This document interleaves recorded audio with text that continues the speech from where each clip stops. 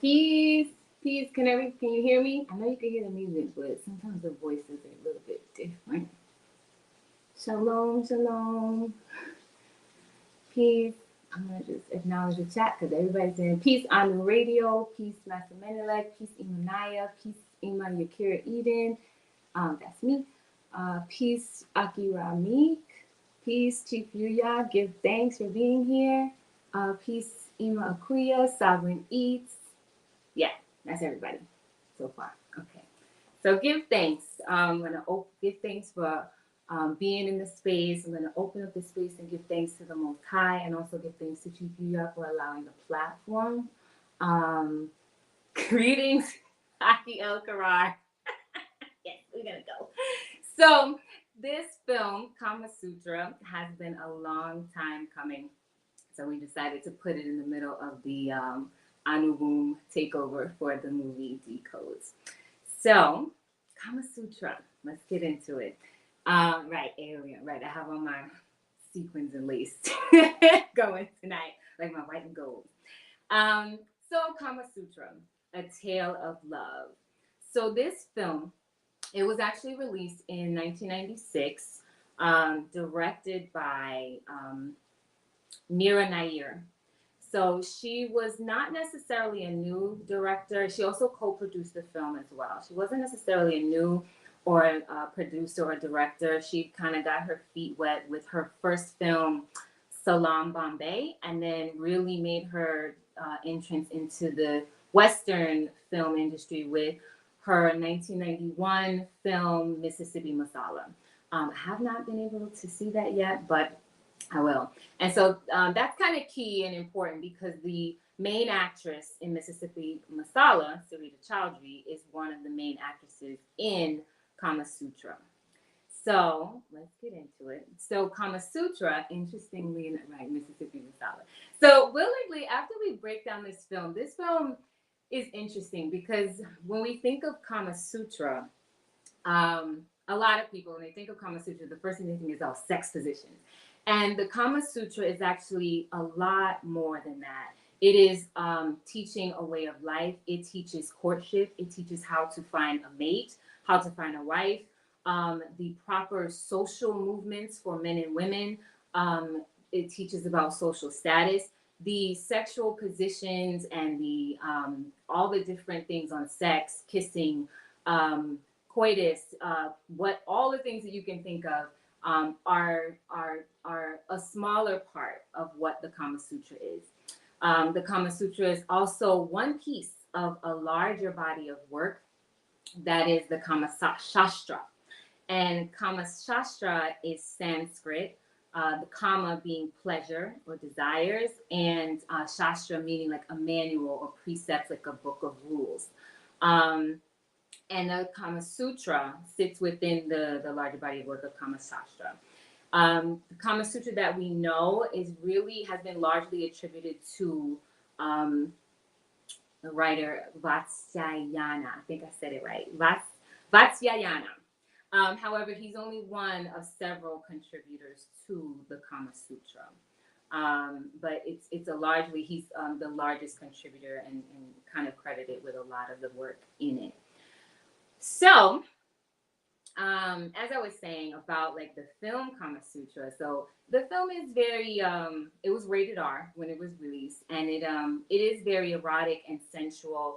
But the truth is, like when you watch it, there really are only maybe 2-3 major, and I don't know if I would call them major sex scenes, but back when it was released, which was 96, big difference from what we see now. You get a whole lot in a very little bit of time now, but back then in 96 it was pretty risque and kind of out there, so that's, it was rated R for its time. I don't know that it would be rated R now. They probably even show it on TV and just be like, this is rated TV MALSB, and just give you all of that all of that. Yes, it is tasteful. It is actually very tasteful.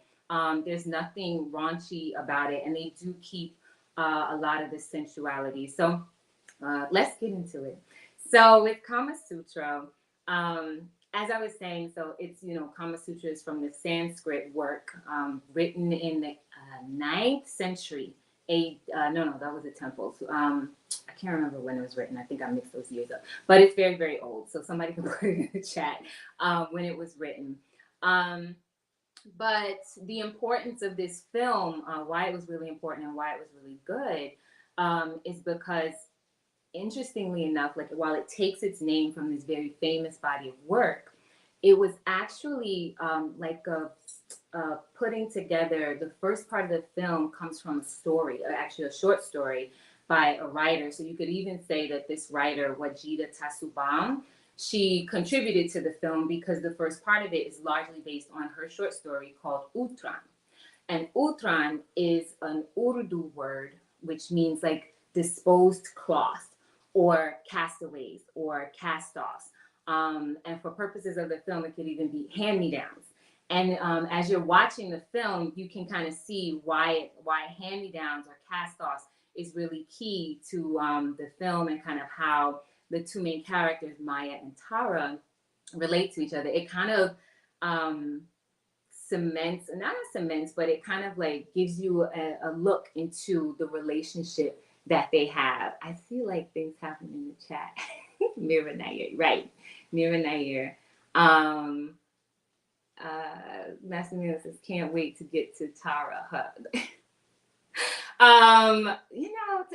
But I guess, well, Tara, for those of you who don't know, Tara is Sarita Chowdhury. She was also the woman who was in Mississippi Masala. I can't remember the actress name who played Maya, but she's also, both of them are very well known. Actually, all of them, I guess if this movie was released today, it could be considered like a mashup, like an all-star cast, because we have the woman who played the Kama Sutra teacher, Rasta. She's a well-known Indian actress. Sarita Chowdhury is well-known. She's still working. Who else? Naveen Andrews. Everybody knows Naveen Andrews. Like, you know, he was in Lost. Come on. So, you know, and they're all like so young. It's so crazy. No, it is not 50 Shades. It is not 50 Shades. I'm glad you love this movie. Sabrina says there are literally thousands of versions of the Kama Sutra.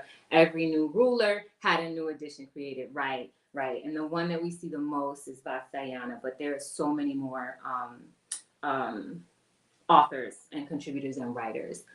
So, all-star cast, right? It was an all-star cast.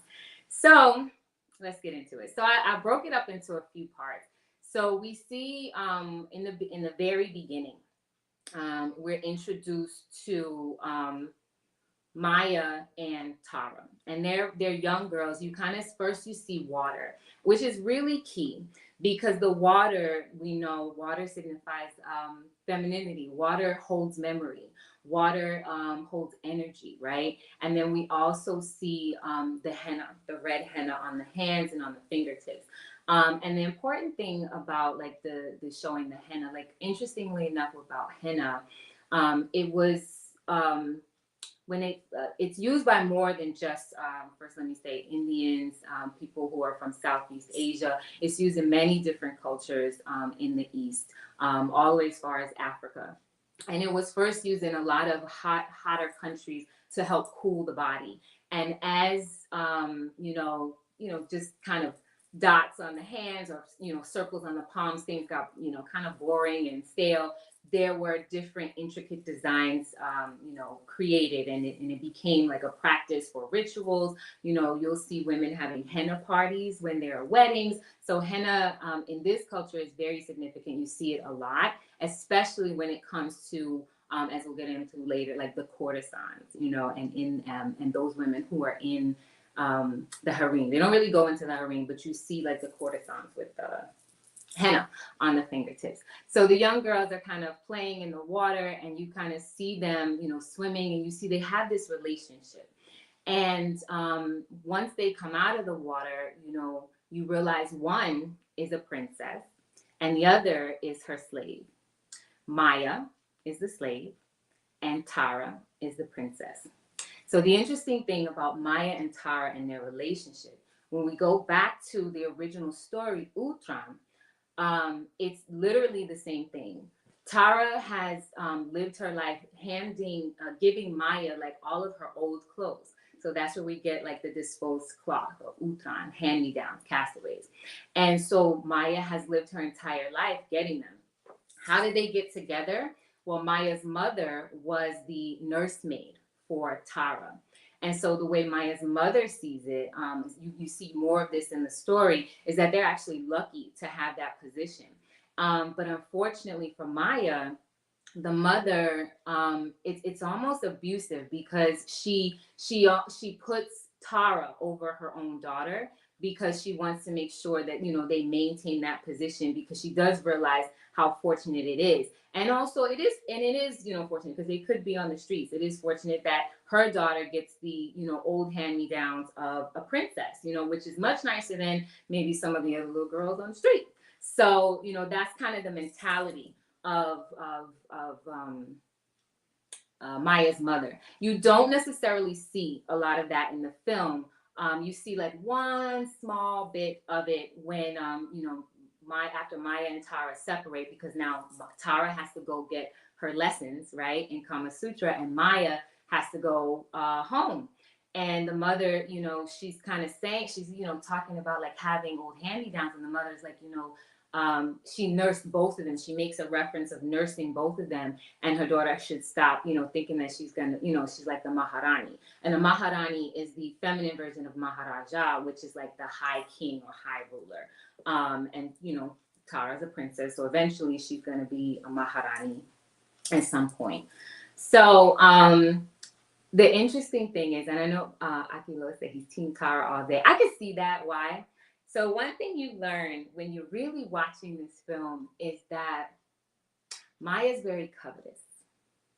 And it's interesting because I didn't notice it when I first watched it. And it took like getting older and watching it now to understand. And we see why. Like, again, there's like a dynamic that she has at home, and there's a dynamic that she has with Tara, like always kind of getting the second best and not necessarily understand. And this is key because this is also indicative of India has a caste system. So we know like when you're in that system, it's kind of like this is where you are. And the Kama Sutra actually does touch on how people who are in different classes should engage and interact with each other. So it's way more than just talking about sex.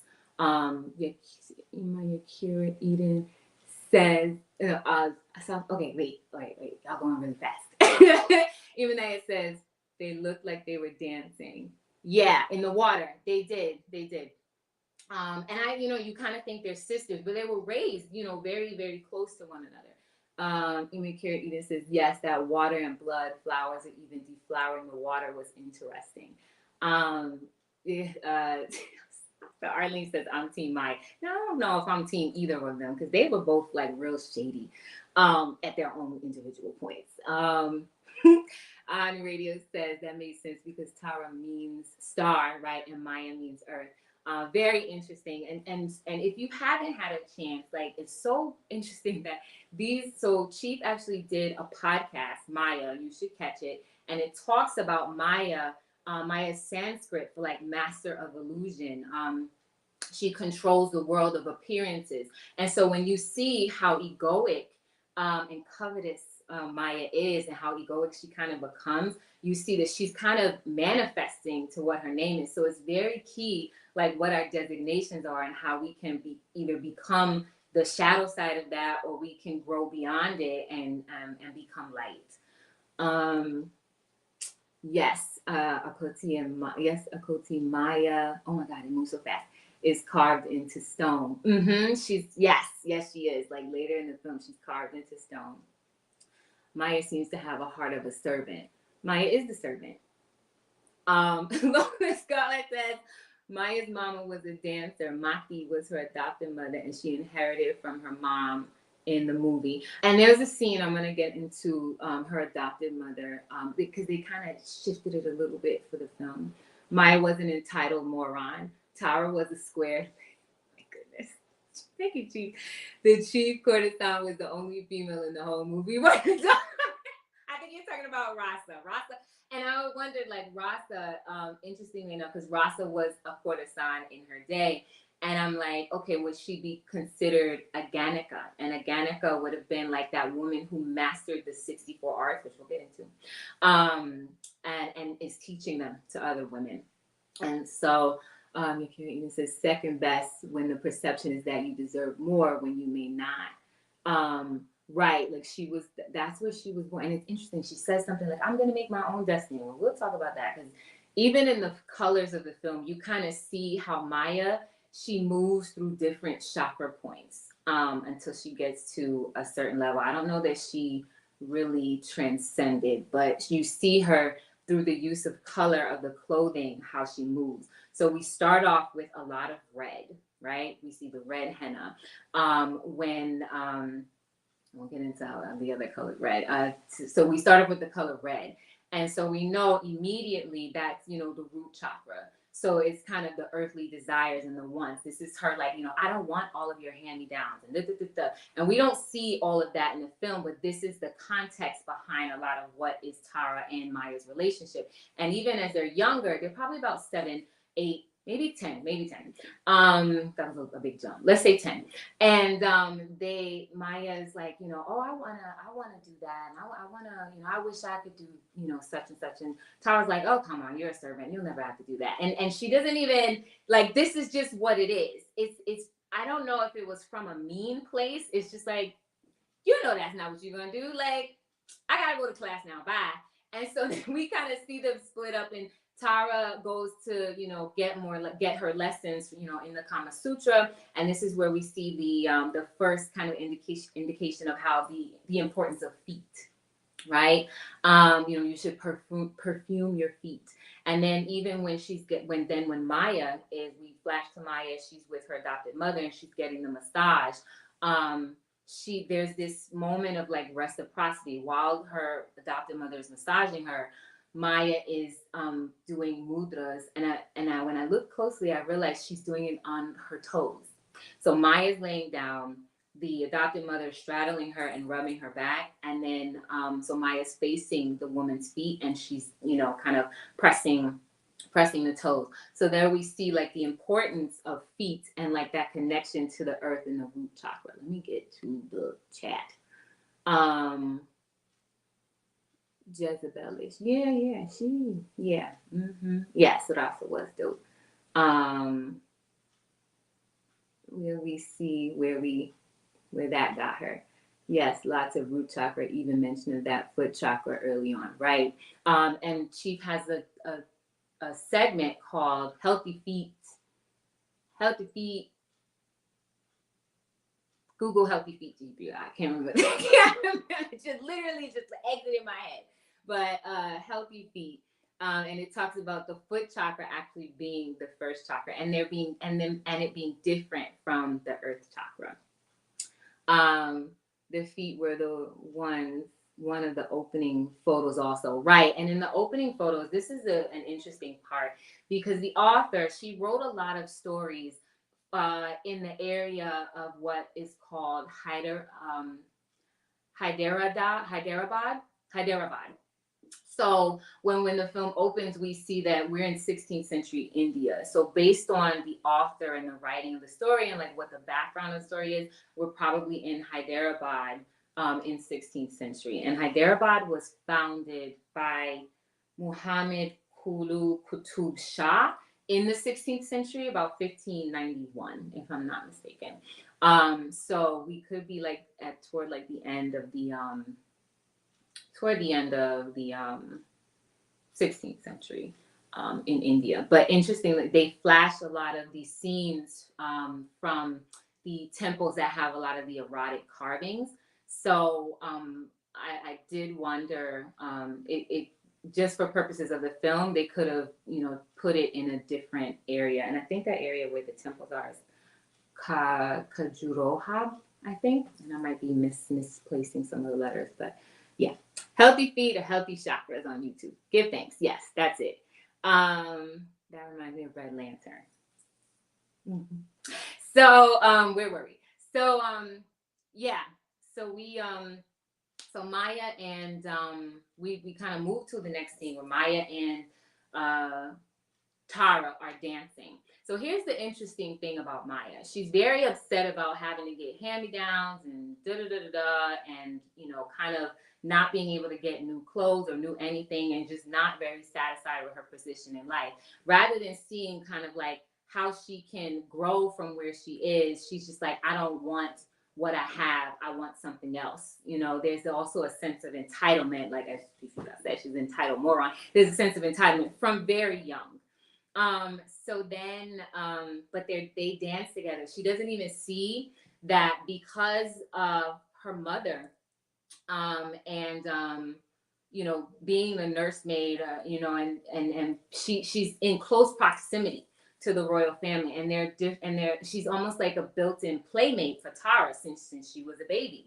So there are certain privileges that she does get, but she doesn't necessarily see them as privileges, So, like the fact that she can even sneak and kind of move around the royal grounds and get like when the drive-by lessons that Rasa is teaching the young girls about the Kama Sutra, she doesn't even see how she can use that to her advantage. I mean, she does later, but instead she's just upset about like what her station in life is. Thank you. Enlightenment transformation. She's just upset about what her station in life is. So fast forward, they're dancing, and then we see like no, actually I won't fast forward. We meet before they kind of move into their next stage. They're still very young. We meet Tara's brother, the prince, Biki, which is short for Bikram.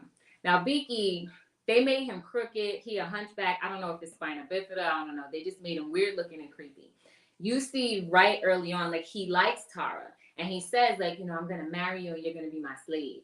And because there's a piece of him, he knows like she's a different station. So if he marries her, like maybe the most that she could be, unless they break some rules, is like a chief courtesan, or because even in Kama Sutra there are rules on how you move between castes. It's not necessarily forbidden, but you have to follow certain criteria and guidelines. Remember, sastra means manuals, precepts, it's rules, it's how you do things. So we see that early on, and we also see like the more of the use of color, and also this is where we see part of like the first kind of hint of the 64 arts. Like we saw Rasa in the garden talking about the feet. We see when Biki, he sees Tara and he's chasing her, she's chasing him, they're running through the palace, and they fall on like this floor of flowers. And some of that is part of the Kama Sutra, the 64 arts, learning how to arrange flowers, speaking to birds, all different things. And the interesting thing about the 64 arts is that, men and women should learn them. But it's really key for women to learn the 64 arts because it elevates you, and makes you, and in the Kama Sutra it says, it makes you that Ganika, or it makes you, really cherished amongst the assemblage of men. So even in Anu, when we talk about the skills that you have, what do you bring to a household? Having some of these skills, it raises your value. Like, so as we get older, yeah, our sexual value goes down. But what are some of the talents and the things that we do have that we have been trained in, or that we've learned, that can bring value to the household? It's something that you can teach the junior women. So the 64 arts is key. One thing I wonder, for those of the sisters in the chat, how many of you have actually gone through the 64 arts and kind of taken an inventory of the things that you know how to do very well, then things that you know how to do a little bit, like you're all right, you so at it, and some things you're gonna have to do some work. You gotta figure it out. So I'd be interested, like put it in the chat, some of the things that you, those things, what you do very well, one thing you do very well, one thing that's so, and one thing that you definitely need to work on. Out of the 64 arts, or have you even done it at all? You can even put that in if you've done it at all. So we kind of see that. And the interesting thing, here's the thing about Biki. You see early on that Biki likes Maya, as I said, but they made him this, janky looking hunchback that looks creepy. And so what happens is, and if I didn't say it before, there's a very feminist vibe that runs through this film. And it definitely comes from the writer of the story, because she was like an early on feminists. The book Utran was banned at first. Like, it was not received well because people did not think it was what was going on in the book was becoming for Muslim women. Even the director and the producer, like, very feminist vibes running through. So what, obviously, so you're looking at this and it's like, ew, you know, like, oh my God. But the truth is, BP was Maya's come up, and she didn't even see it. She didn't even see it. They tried to tell her.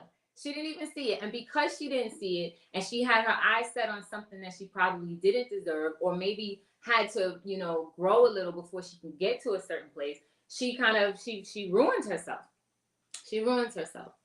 Emanuel Eden says, I have definitely taken inventory and made a major to-do list. Does that mean you have a lot that you got that you have to that you got to work on? Is there anything that you do well? Underrated says top notch juggler. Awesome. I can't juggle. I gotta figure that out. Nine says, I went through the 64 arts, noting the things I've done and never done. Well, name some. Be specific. Be Pacific, not Atlantic. South Arlene says, this is very new to me. I was not talking to you. These new gadgets, man. South says, this is very new to me, but I'm enjoying exploring. Kama Sutra? The 64 arts? Okay. Just clarify for me, please. Emanuel Curie then says, yup, she could have had a crooked back print. Right! I mean, because, okay. So fast forward, they're older, right? And so they've actually come up realizing Maya was the prettier one, you know, and it was said, like, when she used to take dance classes with Tara, even the teacher, she said, you know, you use your eyes very well. So as a young girl, Maya became very aware of her sexuality, and she was not a stranger to it because she was getting those drive-by lessons that Maya was getting. So she was very aware of it. And so as they grew older, now she's even more aware. You know, she has a more of an understanding of what it is. Maybe I shouldn't say understanding, because she did some things that were just not wise. So she had knowledge. I'll say she had knowledge, and maybe some of it was stagnant knowledge, because yeah, she wasn't wise with some of her actions. So now we know, like, so they're probably in reality, like, they use these actors that, you know, so that the Western audience feels comfortable. But most likely they were like, they probably would have been like 14, 15, 16. And at this time, it's time for Tara to get married. She's actually betrothed to a prince from a different kingdom. And he's coming to, you know, he's coming so they can get married and then take his bride back to where he is. This is, you know, she leaves the home. And so before that happens, they're dancing. And, you know, Maya was low-key flirting with the Maharaja. Tara saw it. She's flirting with her father. The mother and father is sitting there. And after they finish dancing, you know, the father actually gives Maya new clothes. This was so significant because, as we know, part of the issue was, you know, always getting Tara's hand-me-downs. And so when he gives her new clothes, she was so, like, beside herself for getting something new. And she says, like, I've never received new clothes. Now, I have to say, when that happened, when she got the new clothes, the first thing I thought was Harry Potter. It's like, you've given Dobby new clothes. Master has given me new clothes. Dobby is free. And I was just like, I realized, I'm like, I wonder, like, if she, the writer for Harry Potter, was influenced by that idea of slaves, you know, getting new clothes. And I think she did talk about recently, you know, slaves didn't have clothes. And I'm not necessarily talking about slaves, you know, slavery in the US. We're talking about in ancient times, like, they were, you know, they didn't have any clothes. Like, the higher caste had clothing, but slaves didn't necessarily have clothes. So it's a big deal to get new clothes. But again, Maya was getting really nice things. Like, it wasn't like she had no clothes. She had really nice things. It's just that this was something new that had never been worn, so she was so, like, appreciative of it. So let me, like, catch up with the chat.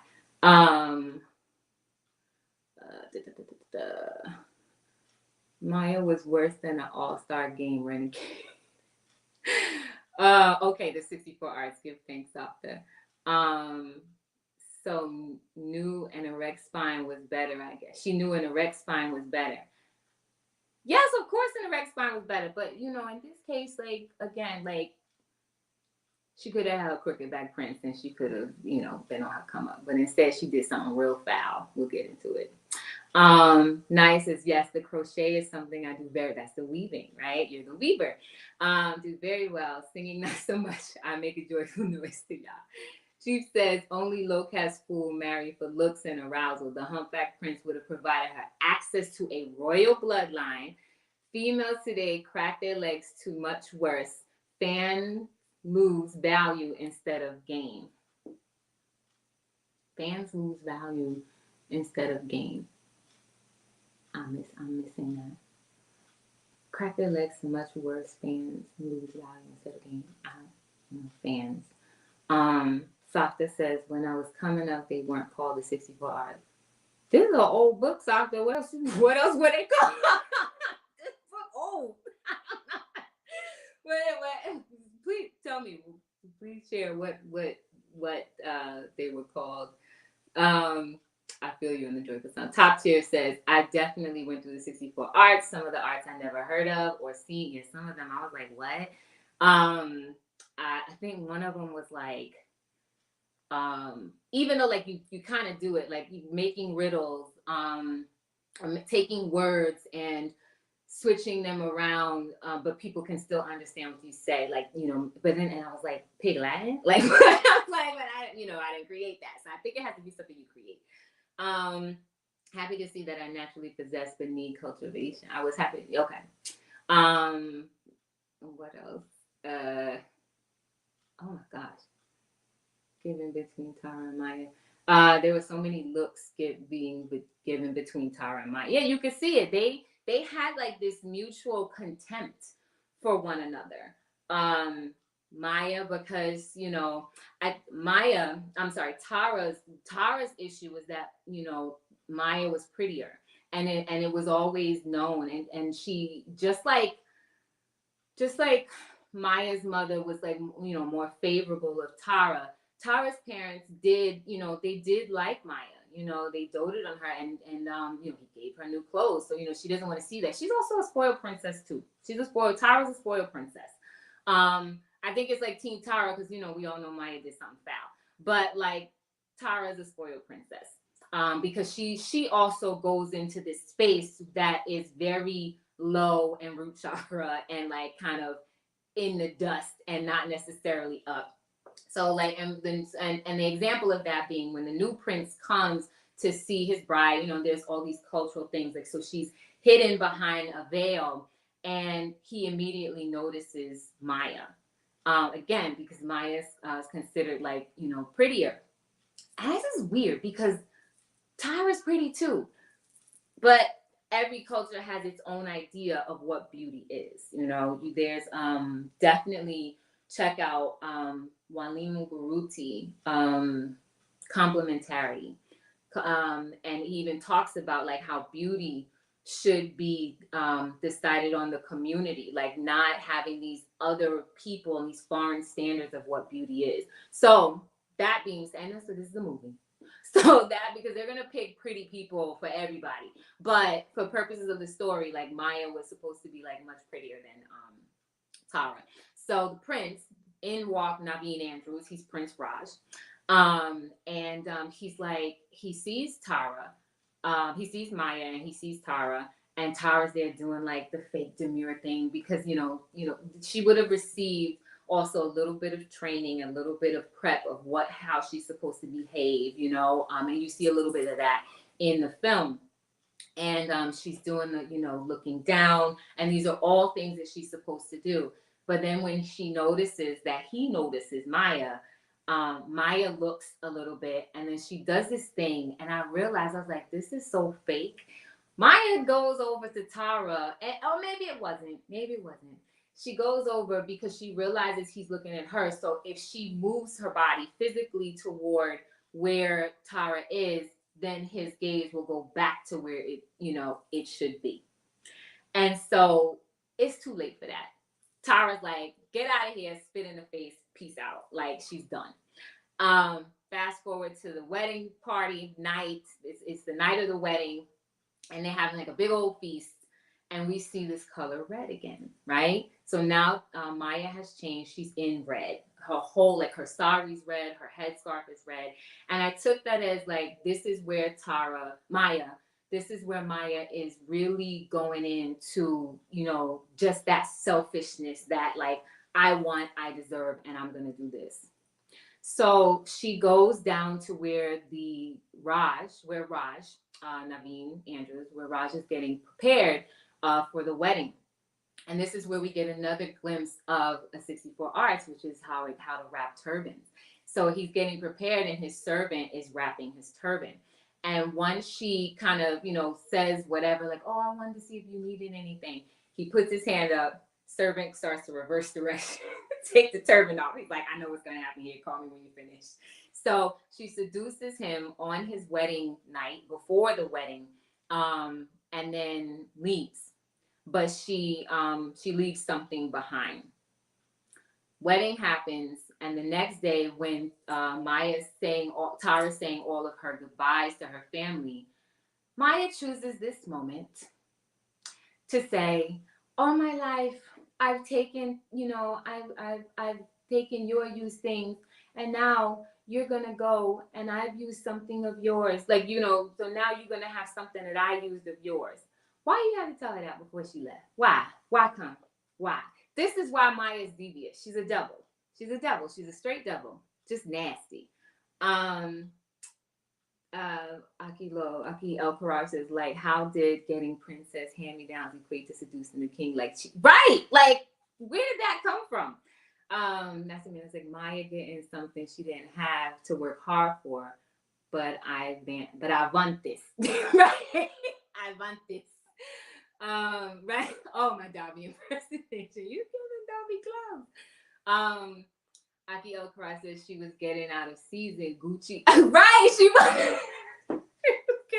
She was getting the 16th century Gucci and Louis and the MGMs or whatever, everything. Emilia Carita says, I'm great at floral arrangements and getting better with the cello. Decorate a mean quarters and make a beautiful bed. You know, I was like, I make a bed when I make my bed. Like, I can do a bed. Like, it looked like something out of the store. Because I used to love, like, looking at ideas, like, how to make beds and stuff. And I still sometimes, like, go on Pinterest and whatnot.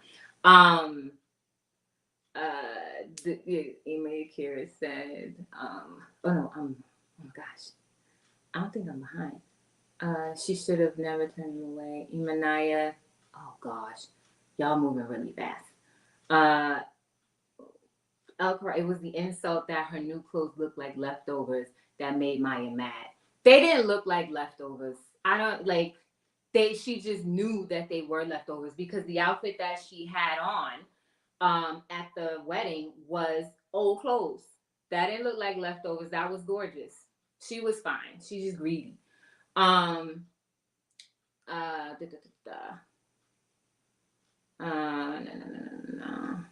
True. And lose value instead of gain. Right.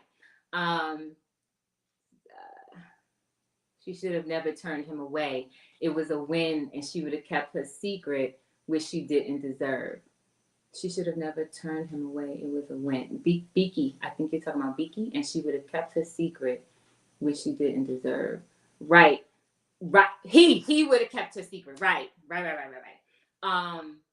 Yeah. I think. Just let me know if you're talking about Beaky. He would have kept. Yeah. He. Okay. Sorry, you did say that. He would have kept. Yeah. Yeah, because even when they find out, so of course they find out because he saw her. He saw everything. Beaky followed her because he is that obsessed with Maya. He followed her and saw the whole thing, and he wasn't going to say anything. The only reason Beaky said something to his mother is because Naya turned down Naya. Oh my gosh, Naya's in the chat. Maya turned down his hand in marriage, and the mother said. Maya was in a homicidal game. The mother said to her, you are going to move from a slave or servant to a princess. And not even that, she stopped there. Biggie was set to inherit his father's kingdom. Tara went off to another kingdom. She's no longer there. So she would have been the princess of the house. And then eventually the Maharaja, a Maharani, right? Or the Pasha. She would have been in that. It was so foolish. And so because she wanted to set her own destiny and she thought she deserved better. She didn't even really want Raj. She didn't even know what she wanted. She just wanted something better, but she didn't have an actual like idea of what that even was. So of course she gets kicked out and thrown on the streets. And Biggie was standing on the roof, was like, and take these bells so everybody know the whore of Babylon is. I mean, he didn't say whore of Babylon, but he said that the whore is coming, you know. So now Maya is a public woman. Now she's out there, but you know, she doesn't necessarily have any skills. And we see that she probably was out there for some time, because then when she meets Jay Kumar, which is the sculptor, he says like, you inspire me. So that's what we get, like the inspiration in the film. He's inspired by her beauty. So it's like, and then when he shows her the sculpture that he's been working on, which isn't finished, but he's quite far. I mean, I'm not a rock. I don't know how to do that. I don't know how long it takes, but he was quite far along. He had head and all the way down like to the bust. And I'm like, so he been watching her for a while. So she been on them streets for a while. She was on them streets. So who knows, you know, what she had to do to eat and survive. The prince is all root all day, all that red and doing it. Yeah, he is. There's a lot of red in this film. And interestingly enough, the colors actually do move through the chakra wheel, because when she's kicked out on the street, I think her skirt is orange. Like when she's moving around with Jay Kumai, like you see her in an orange skirt, and that's the sacral chakra. So then it's like, so what have you? I wondered. It's like, what did you have to do in order to survive? You know. So, and we know that that sacral chakra is we know the sacral chakra is like the sexual reproduction. It's the need for survival is perpetuated. So what did she have to do to survive, you know, while she was out on the streets and uncovered? I might have to skip some of y'all's comments. Chief says the prince turned Arab in the TV series. Like he did. What was his name? I can't remember his name in law. He was all confused. He and Jay Kumar looked like two females. They did. There was like all this hair. Two females and mommy having a hot girl summer. I'm done. I'm not doing this. I'm not doing it. You're gonna get me off track.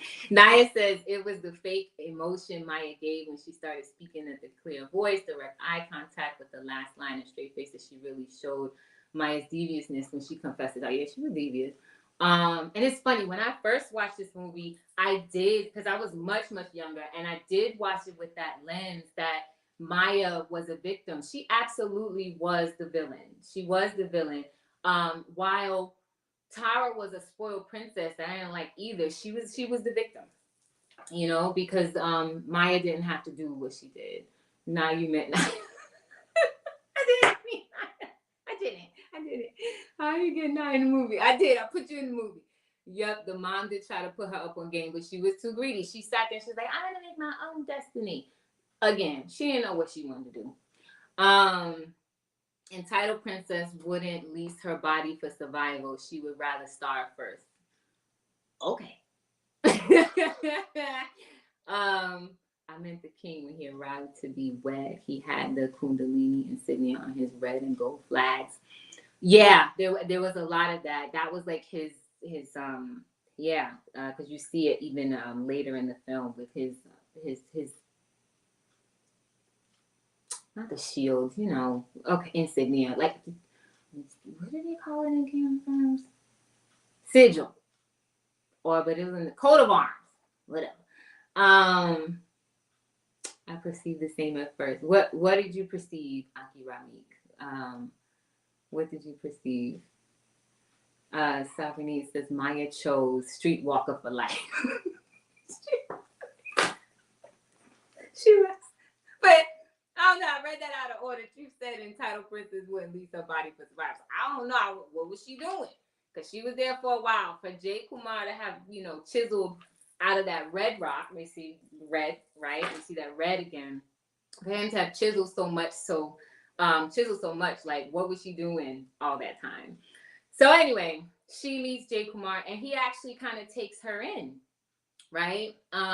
He takes her to meet Rasa. So we are reintroduced to Rasa, who was, at first we saw her at the palace um, where Maya and Tara grew up, and she's teaching Tara along with other young girls, probably of stature, teaching them about the Kama Sutra. So now she's teaching. You see her teaching like these older women, and there was like a grandma up in there. If you look really closely, I was like, see, you got to know this stuff. Like, you don't just like fall off. And she does say like, you should be covered. Like, was it like 65? Like, if you're older than that, like, okay, well, hey, whatever. But like, no, you need to be in there. So like, homegirl was like up in. She was doing all the movements, learning. She was just as agile as all them other young girls.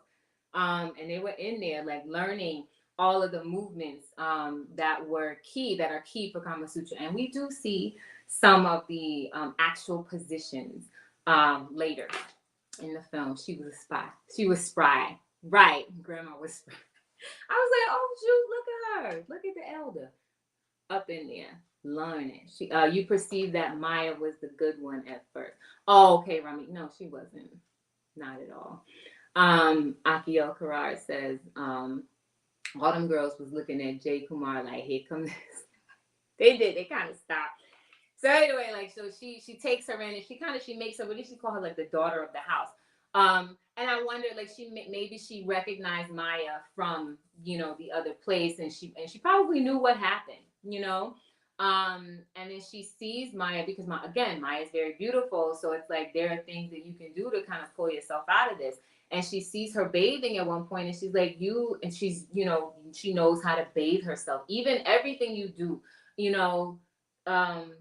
she said, like, you should always like have that thing like where you arouse your partner. You should always have that like sexual interplay. And so even when she's bathing herself, Rasa sees it in her, and she's basically like, you could become like a courtesan. And like Maya's like, she don't know what she want to do, and she offered her room and board. She's like, you can stay here as the daughter of the house. So Maya just in there acting like she don't know what she want to do, using up people food and house and whatever, playing around with Jay. And we see Jay likes her. And this is she has on her orange skirt, and they go around frolicking, having fun or whatever. And Jay, it's helpful for him because again, he's inspired by her. But the minute she decides, and we don't even know why she decides to have sex with Jay. So this is where we see like the second like sex scene. And it wasn't even like, again, it was very tasteful. And she has sex with Jay. And then after that happens, he loses his mojo. He literally loses his mojo. Like she comes like, I made you some coconut rice and da-da-da. She does, she tries, but he's like, all right, I can't even be near you right now because I can't. Like he wasn't able to create. It was like once he had a taste of that, like what their interplay was like inspiring. Like he was able to do things, but then once he tasted that fruit, he couldn't create anymore. So he was like, go away. So she gets mad and she leaves. She throws her tantrum and she bounces. This is interesting. He act like he don't know where she at. You the one that took her to Rasa. You know where she at. She ain't got nowhere else to go. So she's been there and she decided like to learn Kama Sutra, but then she wants to learn it from a place of like, just deviousness. She's like, well, if I can't have what I want, I'm gonna use it to get what I want, or like to hurt those, that I want to hurt. Like just real nasty. And I was so like, why would Rasa teach her that? Like she's not even coming from the right place in it. So she, starts to learn more. Like she basically like gets, the top-notch lessons from Rasa, who was like a former like chief courtesan, and she's getting all this. Meanwhile, Jay, I guess, is getting his mojo back, and Raj, he now visits the province. He visits this area where they are, and he sees the work that Jay has been doing, like the sculpting of Maya. and it's finished. And Raj likes it so much because he knows it's Maya. He's like, I know this woman. I see this woman. Do you know this woman? And so Jay is like, I don't know her. But again, you know she at Ross's place. You could have just went over there and said something. But he knows that he lost his mojo, so he's like, I can't. She said, I promise you the grandmother was already covered. Even Luther Vandross, I can't do this. Even Luther Vandross had a vocal coach. If you want to maintain your partner's affection, you should always be learning and leveling up. And that's exactly what I thought when she was in there. She was like, don't sleep on me. Sovereignty says, yes, in that culture, the 64 arts were a way to assess your life across 4 cycles of 16. So there was continual skill acquisition and refinement. Yakira Eden says, yes, in the film, Rasa speaks about the value of diversity and surprise when serving. Right. Aki Lo says, I never needed anyone. I never needed to rely on anyone. Yeah, and it's like, but you did. Remember, you was getting hand-me-downs that you didn't recognize, excuse me, were actually a gift. He tasted the fruit, or she was a succubus. He lost his mojo. Yes, Aki, that was some man talk for show. I thought, he's right. Sorry, yes, that was Jay who said that. Yeah, he's like, I'm doing my thing. Lo says, Chief Courtesan to Raj Singh. Right. So there's this story that Jay tells Maya about the chief courtesan who actually got pregnant. She actually, the king had more affection for the chief courtesan than the queen. And she and the queen got pregnant at the same time, around the same time. And the courtesan had her baby first, and it was a boy. So that means that this boy, even though she's not the queen, but he's the first son, which means he would have been a rival to the queen's son. So she had to actually smuggle him out of the palace and then find ways to visit him when she could. So when he would be brought back to visit, they would disguise him as a girl so that he could see his mother in the harem, because no boys or men, no males are allowed in the harem. It's only for the women. And we know any men in the harem are eunuchs. So they don't have any lingam or phalluses, penises. He was trying to keep her hidden. He knew the king's nature. He was. Snatching up his piece. Well, that's exactly what happened. King put out like a town crier. They went from village to village looking for this woman, and they found her. She decided, like, well, I'm going to go there. So she now is thrust back into the life of Tara. Tara has been having a miserable time because what we find out of Raj is that he's like an opium addict. He's root chakra. He has not grown, not one bit. Now he's the king, and he's just is a life of debauchery. It's just all sex and play and smoking. He smokes weed every day. Like that's just where he is. So now he's been able to find Maya because he couldn't get her out of his mind. Even to the point, like on his wedding night, when he's with Tara, which I didn't necessarily get into, he actually calls Maya's name. I was like, oh, and she was already in this space where she was not necessarily sure, like she's like, that what that chick made? Is that what she did? And then when he calls Maya's name, it was confirmation.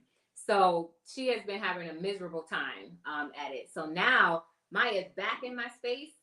What's happening? Like she's pissed. She's watching her get prepared. She's being bathed to get ready for her time with the king. What does Maya want? New clothes. And so now this is where Tara's being put up on game that she didn't want to listen to. Her mother-in-law is like, this is an old story. She's going to have his attention, but there's so many more like her. You're not the only one. She's not the only one. You are the queen. And you'll always be the queen. Boom. But Tara's not hearing that because she's still wrapped up in her emotions. And I think at this point she's wearing pink. Pink is a derivative of red. So Tara's kind of in that root chakra. You see another kind of nod to the 64 arts when she's standing next to a bird cage, and one of them is learning how to talk to birds. So I thought like all of the little subtle things like to pull out what's inside of the Kama Sutra was really, really great. Even though we know there's a feminist thread through this, I did think it was, amazing to see like all of these threads being pulled. I wonder if the 64 arts was ever used as a part of young women's rites of passage. In the Kama Sutra, it says like men should know these, but so should women. But not all women learned it. But I think it was kind of like a rites of passage, like to learn it. But you may not have been able to learn it because like if you weren't taught, it had to be taught by a public woman who was a Ganika, like someone who had that clout and prestige and knowledge to teach it, or a sister, a mother, someone in your circle. But even before they taught it, they had to get permission from their husbands to even study it. So it's encouraged for men and women to read the Kama Sutra and study the arts and sciences. They call them the 64 arts and sciences. But you may not have been in that space where you could do it, based on who was available to teach it to you. I can't tell you as a youth how many times I was rewinding the part Rasa Devi teaching the girls, usually a boy looking for I'm sure. So we see like all these things. So this is where we we see the different this is during Tara's learning time, and we see like different montages in the film when they put different scenes together.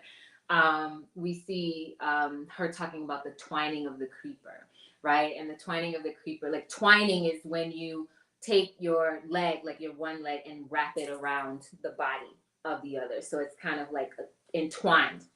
On the post today, I sent out a quiz. Like there's it's actually one of the posters for the film that's called A Mixture of Milk and Water. And that's basically when the woman sits on top of the man's lap. And those are considered embraces. So, there's different things. There's embraces, like what you should do for embracing, what you do for kissing, what you actually do in the act of coitus or congress, as it's called. And so the position mixture of milk and water it can be done as an embrace, but also can be done during sex. Thank you for giving us all of the different names. I don't know what I gave.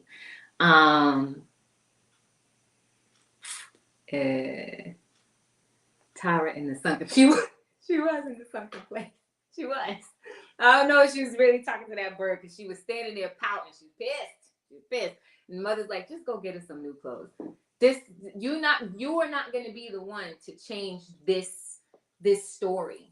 That's what she meant. It's old. You're not going to be the one to change it. This is how things are done. So that's also the mother-in-law giving her wisdom. You also have to know your place. You move out of that sunken place and rise above it because you are already in this better station. Like this is where, like, I think she said it in the creativity and inspiration podcast, is like, this is where like the princess has to become the queen. Come up out of your princess behavior and become the queen, because you are the queen. They come a dime a dozen. These new chicks come a dime a dozen. He'll be done with her soon. Learning those arts mean nothing in a society where family is neither desired nor celebrated. Those human relationship sciences are not saturated with love, so the skills stop once the prey is snared.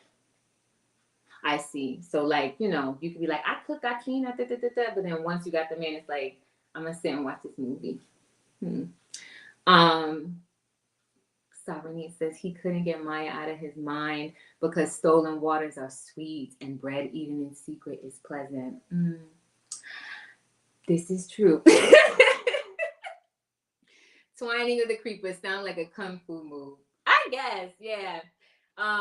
They also show you one of the kisses as well. I think it's the lower pressing kiss, where the bottom lip, just the bottom lip, so each the lovers can kiss the bottom lip of one another, and the focus is only on the bottom lip. And you see, very key, there's not a mixing while they're learning. So you see the women on women practicing with one another and practicing these positions, but it's not done in this homoerotic way. That's not what it's for. They are actually in a space where they're learning.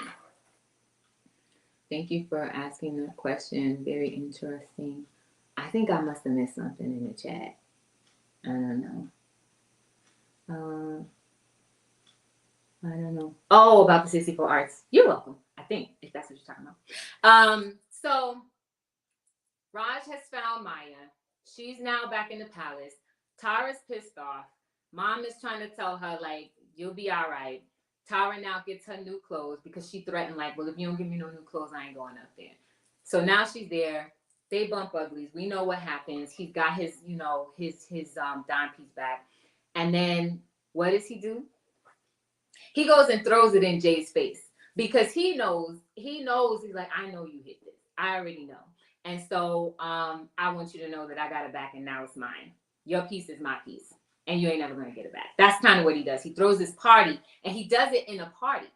And then, but Jay doesn't see Maya. So he doesn't really, he's kind of not necessarily putting it together. So he invites him back to the palace because he likes Jay. I don't know if he really likes him. He just likes to toy with him. The prince is a brat too.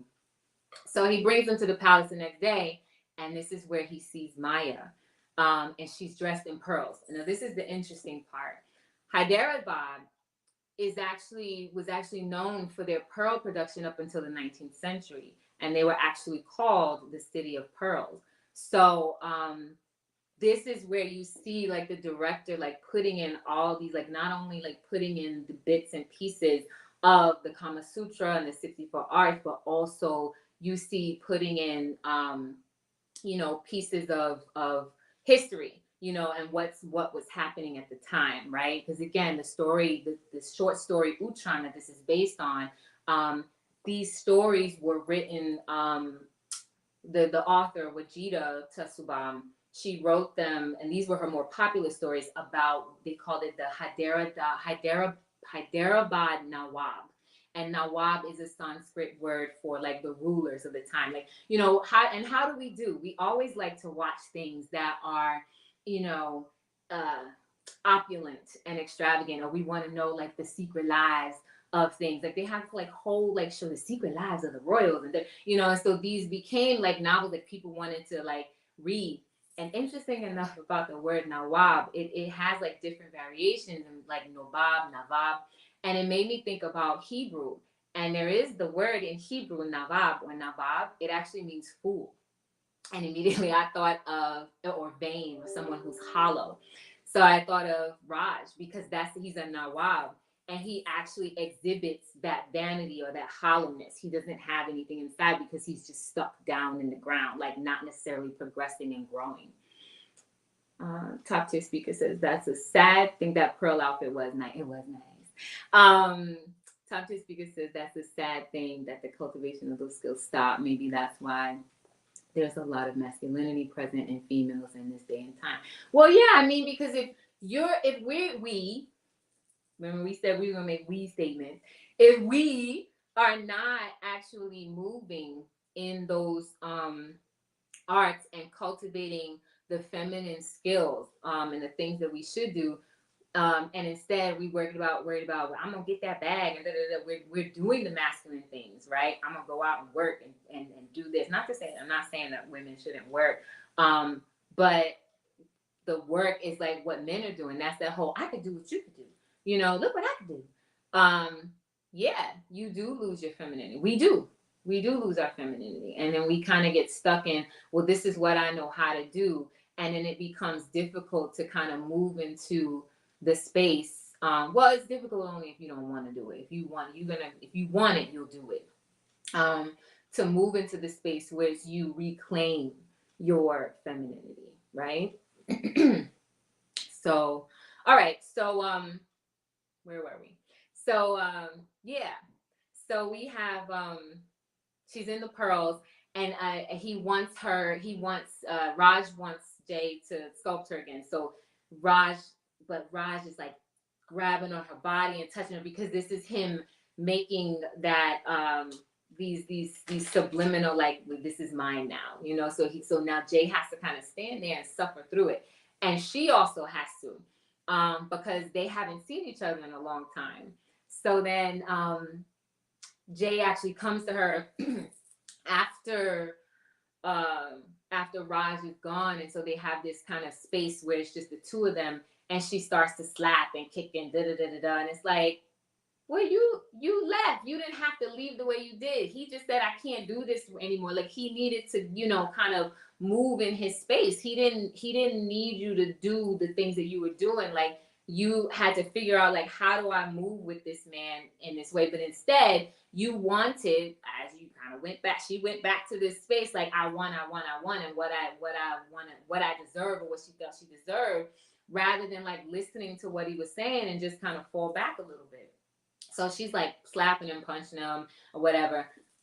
They kiss and make up. And so we see now, like, now she's kind of in this I don't even know if I would call it a love triangle. She's just now sleeping with Jay Kumar and the Sultan. And so obviously this, you know, how she's moving with Jay Kumar is in secret because she's the chief courtesan now. She said, LOL, women never do the work of men. When is the last time you saw the woman hauling trash or scaling the side of, oh yeah, I forgot I could do that. Scaling the side of a building to do a masonry repair. We don't, but that's that whole thing. I can do what you can do. But you know what? And the funny thing is, the one time, this is so horrible, when there was an all-woman firm that did, I could do what you did, it was an architect. Don't you know the bridge fell? And I was like, we haven't heard anything about that. No, nobody said anything. They were, and it was built by an all-female architectural firm, and they used the whole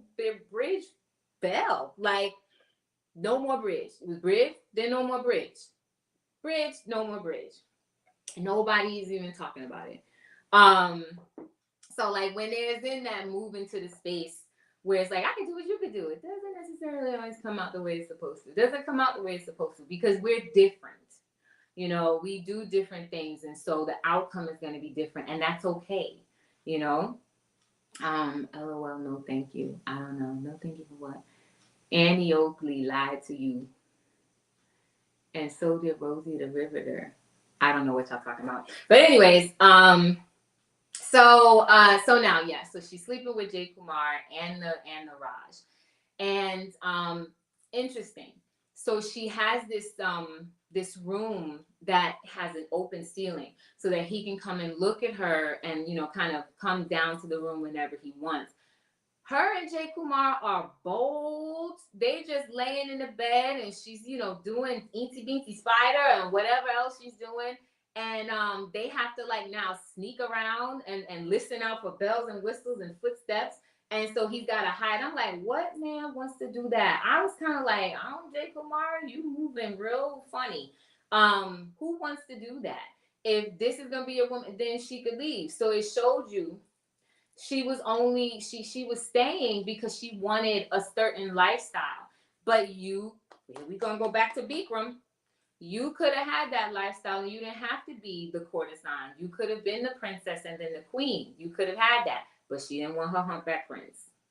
She didn't want her humpback prince with the bloodline. Instead, she got the debaucherous king and the rock cutter. That's what she got. Okay. I think I'm caught up with all the comments. So now this is where we even see Beaky is stepping into his role, right?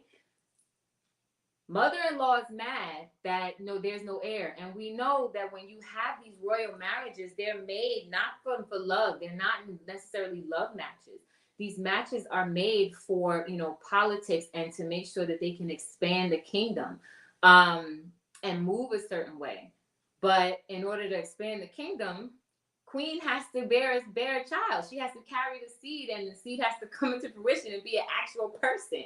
But she's not pregnant. And so the mother is like, Beaky's over there about to inherit his father's throne, and you still haven't given me a grandchild. Like, what's going on? Because he's over there, smoking weed every day and wrestling with Jay and like playing around like a kid. So there's no heir to the throne. And meanwhile, there is a looming threat for an invading Shah. Now, as I said before, Hyderabad was established in 1591. So I think this is where we do get into a little bit of fiction, because there wasn't necessarily, and Aki El Karar, please correct me if I'm wrong. I did not necessarily see there's this connection to who this Shah actually was. And there definitely wasn't a Shah that invaded India, but that was in the 1700s. So that was in the 18th century. So that was like, 200 years after this story of Kama Sutra would have taken place. So, but again, there's the threat of this, invading Shah. We know what that is. Like, I'm consolidating my territory. I'm taking over. And instead of him, sending out envoys and being the Resh, his name is Raj. Instead of being the Resh and moving into his name, he is just, playing around. So now your kingdom is under threat. Meanwhile, Biki and his dad have been making allies, They've been figuring out what to do. The Shah is the high king, right? And so he invites Biki, and then insults him and makes fun of him. Biki was like, all right. He writes the Shah. He's smoking weed. He's debaucherous. Like, you need to send somebody in. Raj doesn't know any of this is going on because he's only concerned about, pleasure. He's only interested in the kama, the pleasure. And this is the interesting part. Kama is the last thing that you go through as the Kama Sutra sets out. There's the Dharma, then the Artha, and then the Kama. And it says that each of the previous one is more important than the next one. But he's stuck in that kama. He's stuck in the pleasure and not necessarily moving through all three of these eras and all three of these stations that he's supposed to move through. Women can haul trash, but equal rights, social justice warriors are particular. I want the corporate and legislative power you have established, but I don't do windows. I don't do windows, and I equate raising children to slavery.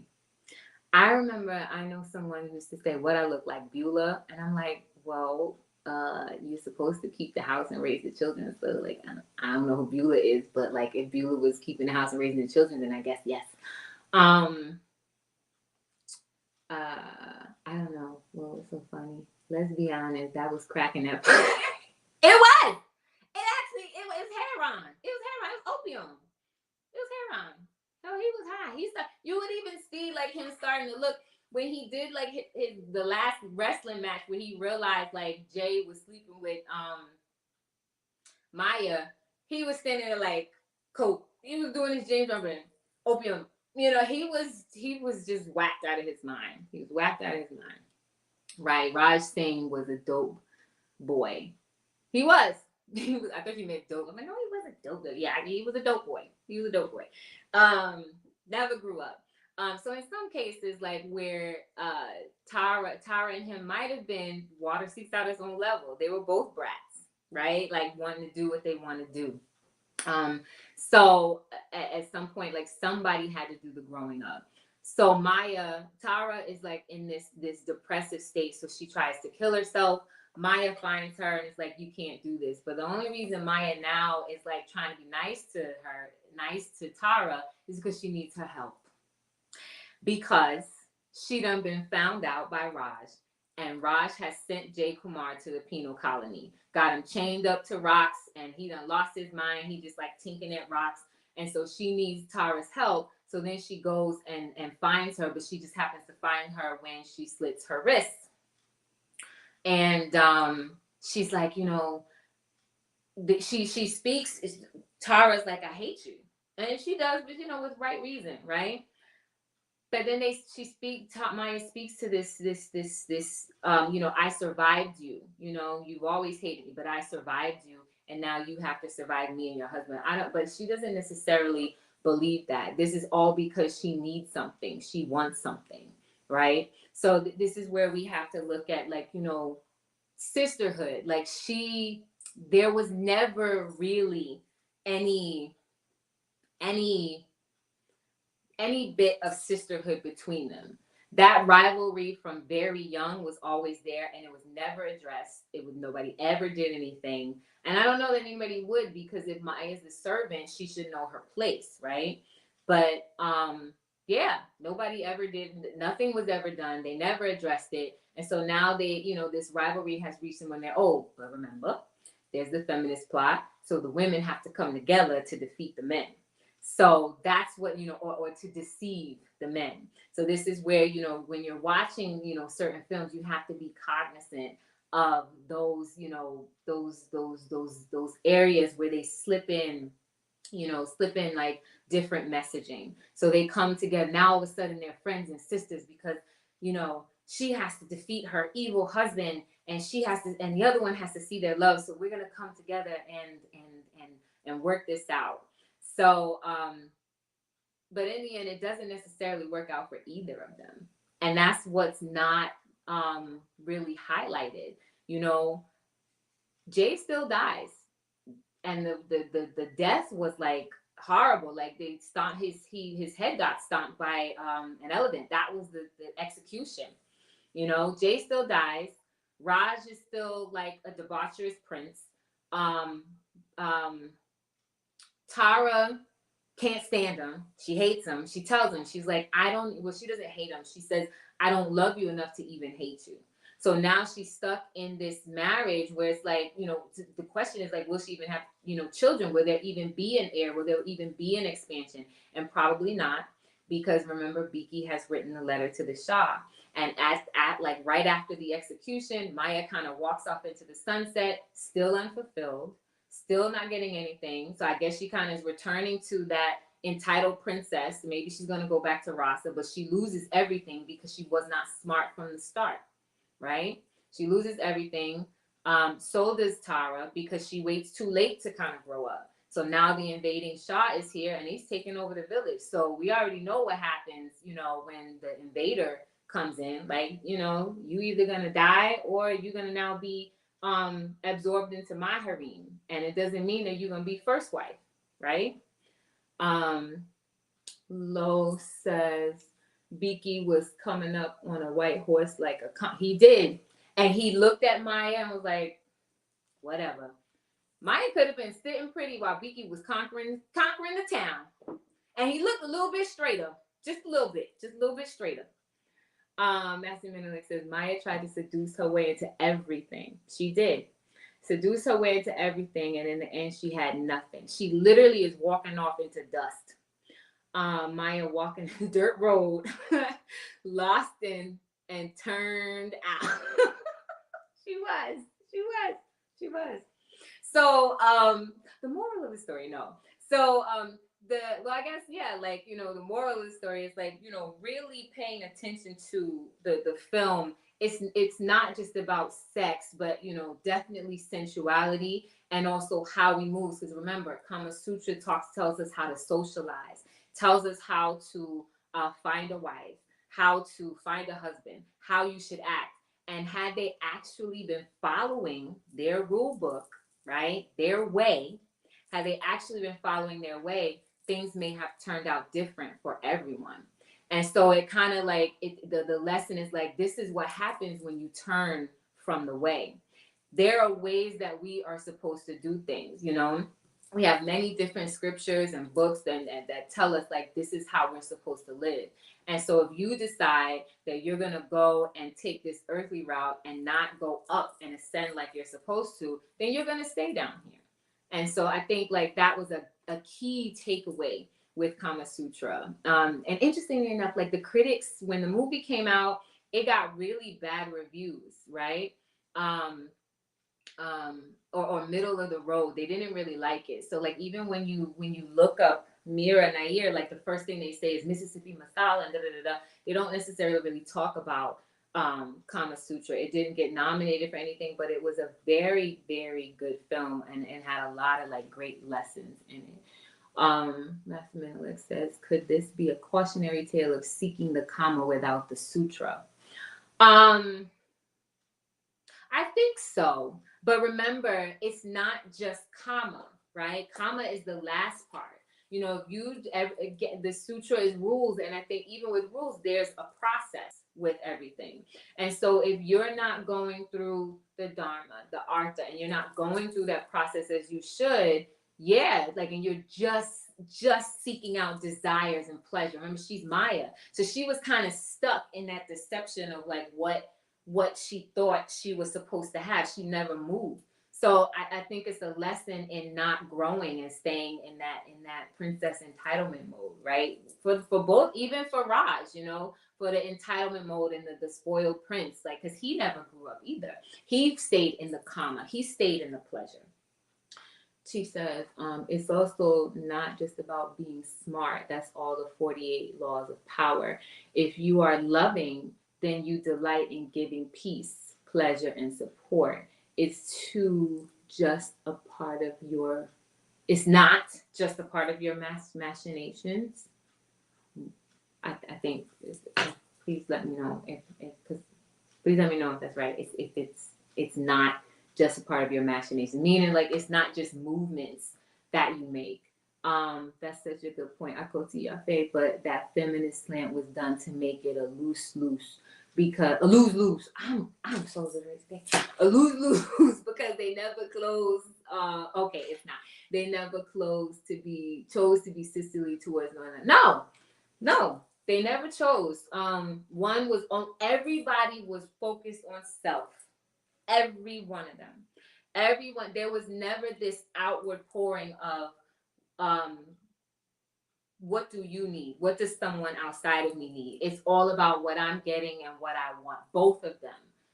What I'm getting, I'm the princess. I should get this. I should get that. Mommy and daddy should not be, talking to her. Nobody should tell her she's pretty because I'm the princess. She can't be the pretty one. I'm the pretty one.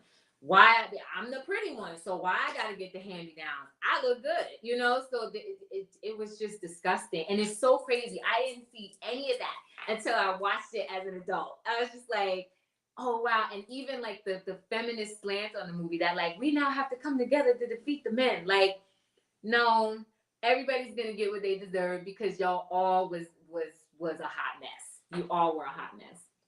And she's only went after what she saw. I never heard Maya speak about something she didn't lay her eyes on. She only wanted what she wanted. I want this. Is that what you said before? I want this now. I want it because it should be mine. That's all. I want new clothes, But she was Dobby. I mean, maybe she wasn't as janky looking as Dobby, but like she was Dobby. Master has given Dobby new clothes. Dobby is free. She could have been set free if she married her humpback prince, but she didn't want freedom. She wanted to stay chained to the earth. So that's what she did. That's what happened with her. So yeah, I think like the key takeaways are, how we should, follow our way, even as follow our way, that follow the law. That's what keeps you on the path. That's what stay on the path. When you deviate from that path is when things will go awry for you. And when you're on the path, it has to be an honest walk, not just like you said, like going through the machinations. Several times Maya went through machinations when she went to walk over to Tara to act like she wanted to draw the prince's attention. It could have been genuine, maybe not, but based on her behavior, probably wasn't. She wasn't genuine when she went to Tara in the end and was like, and saved her from killing herself.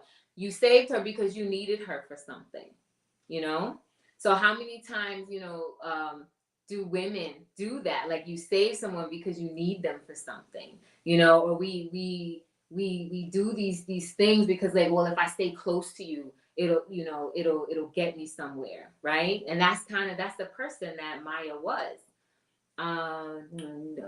Kira said, Like, how hard would it have been to give him an heir and welcome the courtesan? Your pops had one. You knew one was coming, and you were familiar with her. Here's a good part.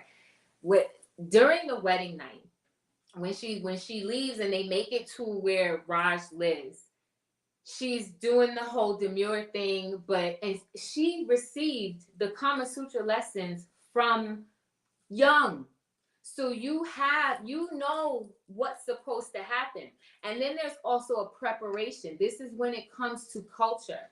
Then they showed a tiny bit of it, but they were playing around, like, when her mothers and the aunties and stuff, they were like, and then you're gonna do this, they're having the conversation of what happens on the wedding night. And she's sitting there like she don't want to hear it. And she's like, ew, and doing all of this. But this is your prepping. Yes, they're playing with you, but this is your prepping. And I'm sure there would have been other prepping before. They're not going to do it right then, just on the day before. There's all sorts of prepping. Like, you're going to get married, and so now there's these movements that you have to go through to prepare you for your husband. She would have been also being prepared from birth, because that's what it is. That's what that role is, stepping into that role of the queen. Like, you know what you're supposed to do from birth. Ever since I was a child, I was trained to serve you. Yes, your highness. Ooh, ooh. That's what it is. You know what it is.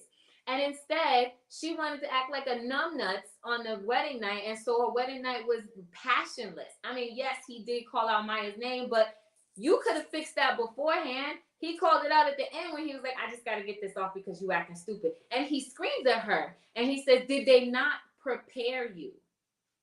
Did they not prepare you? And part of that preparation is saying, this is what's going to happen. So there was a piece where, like, she probably wasn't ignorant to it, but she wanted to stay in the princess mode. She says, well, traditional Kama Sutra is taught along with Dharma, ethics. Well, they left Dharma and Artha in the dust, and they just said, I'm just going to sit with this Kama cake. Kama, chameleon. That's where they were. That's something that says, like the fat chick, hot girl dynamic.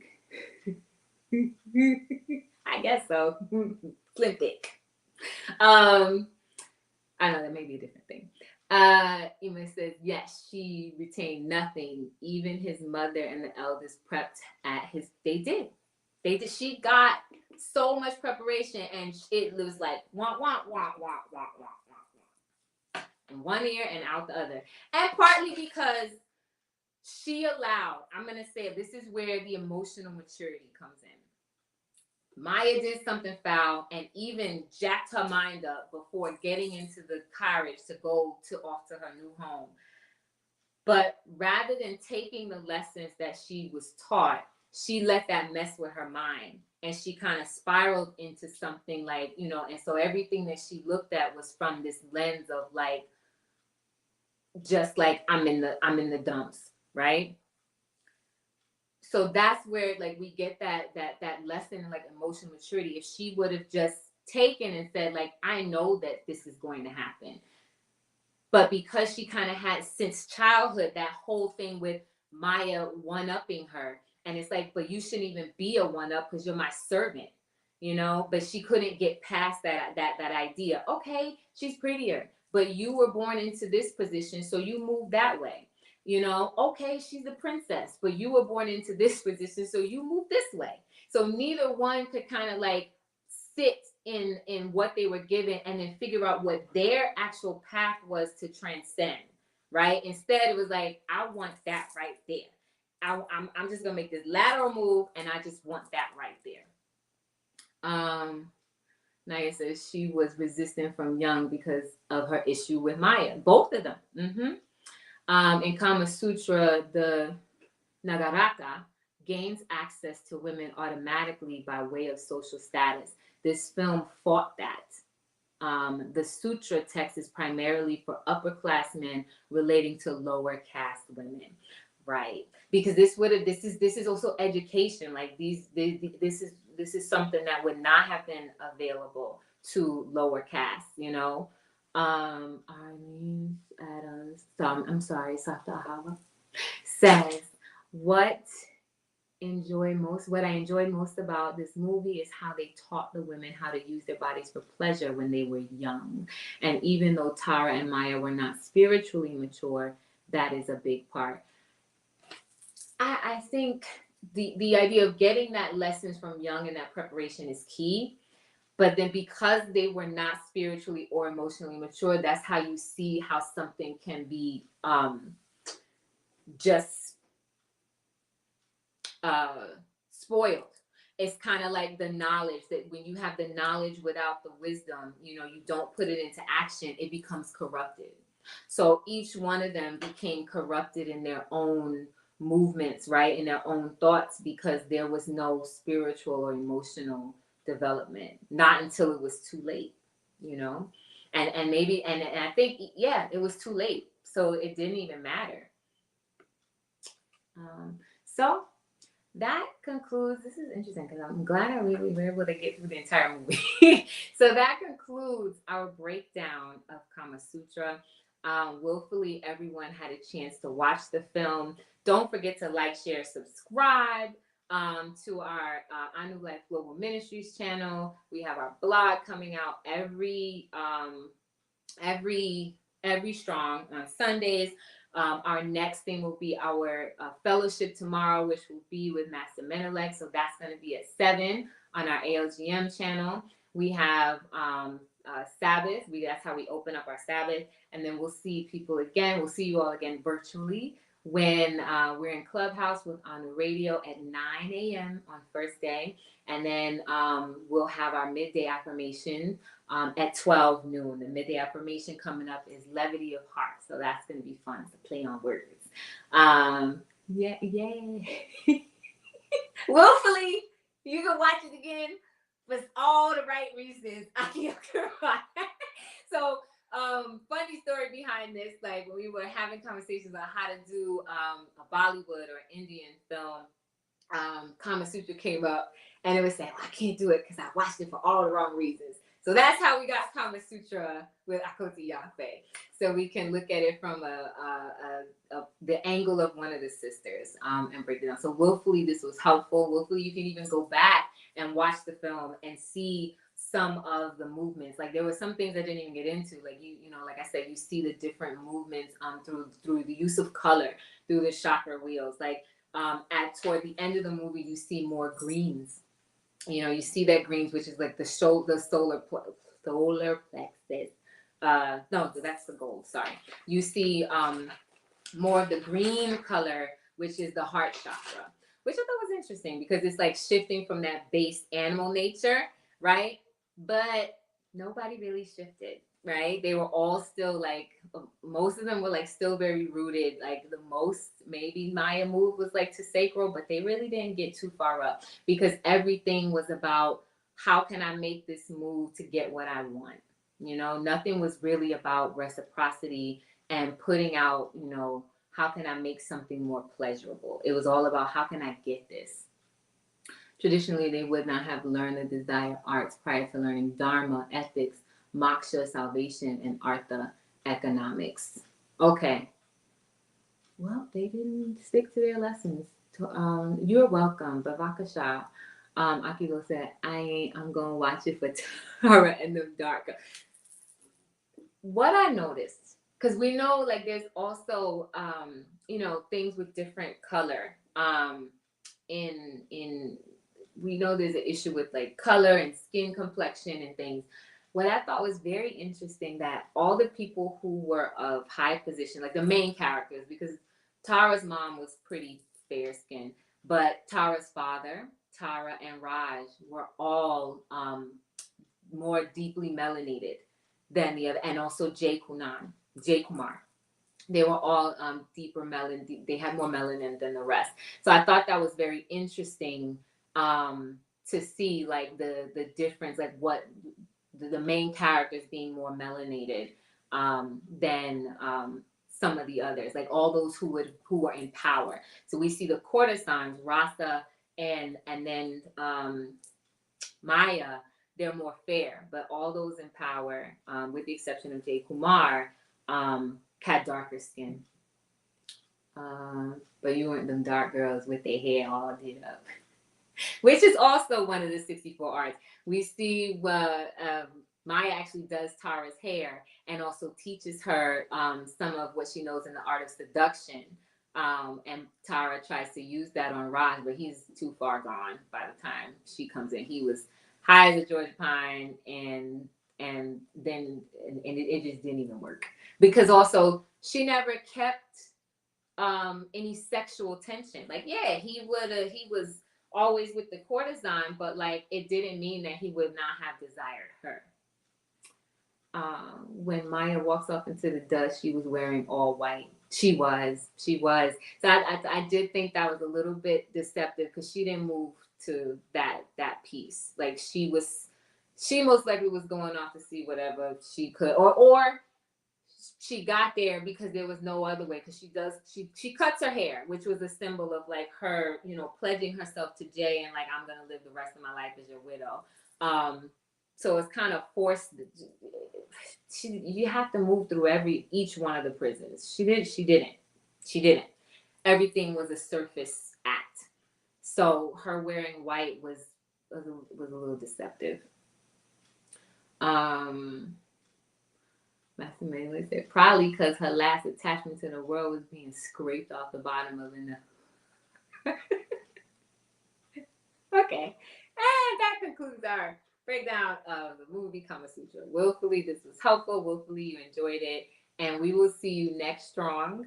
After all of our other things, the fellowship tomorrow, Anu Radio, and Midday Affirmation, and then we'll see you next strong for the breakdown of Maleficent, where all the women of House of Ya and also House of Smith will return, and we'll be doing Maleficent 1. So, peace, everyone. Toda for joining. Make sure you like, share, subscribe. Tell your friends, tell your kids, tell your wives, tell everybody out there. All right. Peace, everyone. So, you said this film was playing in theater that Kama Sutra was only about sex. It was. Yeah. It could have been. All right. You're welcome. Peace, everyone. Rest well.